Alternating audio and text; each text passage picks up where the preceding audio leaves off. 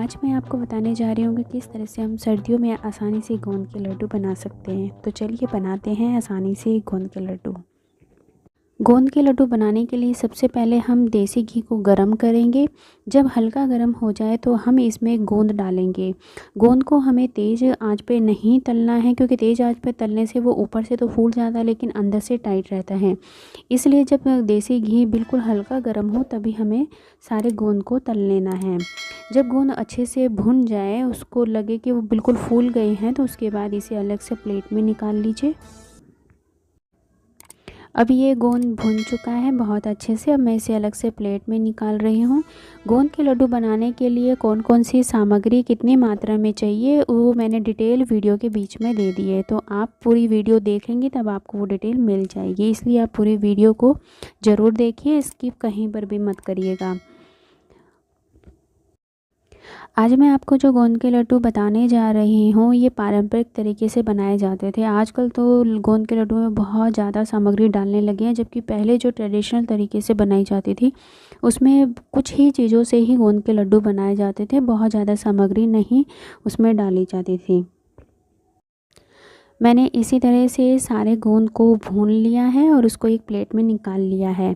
अब जो कढ़ाई में घी बचा है, इसी में हम अपना दूसरा गोंद, जिसे लाल गोंद भी कहा जाता है और कई जगह पर इसे कमरकस भी कहा जाता है, उसे हम इसी घी में भूनेंगे। महिलाओं में अक्सर ये देखा जाता है कि उन्हें लोअर बैक में यानी कमर में बहुत ज़्यादा दर्द होना शुरू हो जाता है जब उनकी 30 की उम्र होने लगती है या 30 से ऊपर की उम्र हो जाती है, और उनके जोड़ों में भी दर्द होना शुरू हो जाता है। इन सभी तकलीफ़ों से छुटकारा पाने के लिए ये कमर कस, जिसे लाल गोंद भी कहा जाता है, ये बहुत ही ज़्यादा फ़ायदेमंद है।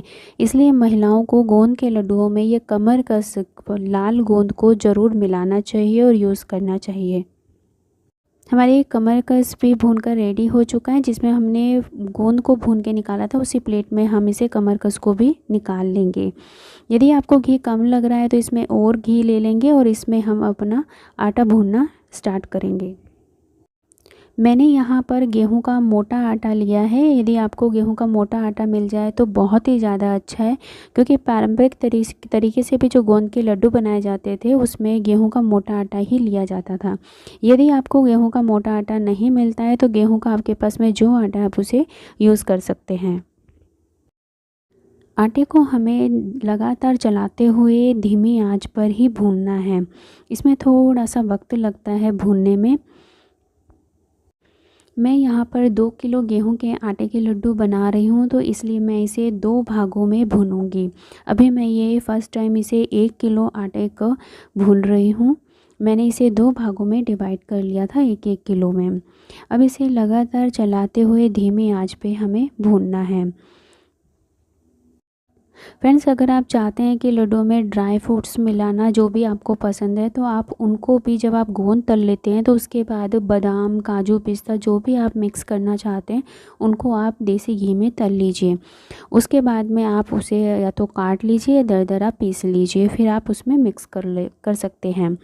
मुझे और मेरी मम्मी को ड्राई फ्रूट्स हमें पसंद नहीं है। हमें ये ट्रेडिशनल तरीके से बनाए गए गोंद के लड्डू ही पसंद हैं, इसलिए मैं उसी तरीके से बना रही हूँ, क्योंकि हमें यही लड्डू खाना बहुत ज़्यादा पसंद है।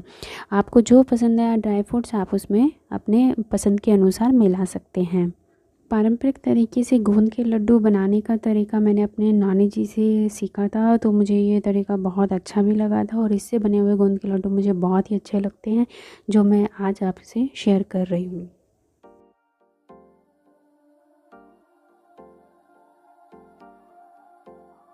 फ्रेंड्स, जब आपको लगे कि आटे से बहुत अच्छी खुशबू आ रही है और आटे का कलर ब्राउन हो चुका है, तो आप समझ लीजिए कि आटा हमारा जो है बहुत अच्छे से भुन चुका है। फ्रेंड्स, हमने जो कमरकस और गोंद को भूना था, इसे हम कटोरी या बेलन की सहायता से बारीक कर लेंगे। गोंद को हमें मिक्सी में नहीं पीसना है, इसे कटोरी या बेलन की सहायता से ही बारीक करना है। फ्रेंड्स, हमारा ये आटा भून के तैयार हो चुका है। अब हम इसे किसी बड़े बर्तन में निकाल लेंगे। बड़ा बर्तन हमने इसलिए लिया है क्योंकि बड़े बर्तन में हमें और भी चीज़ें इसमें मिक्स करनी है, तो इसे मिलाने में भी आसानी होगी और लड्डू बनाने में भी आसानी होगी।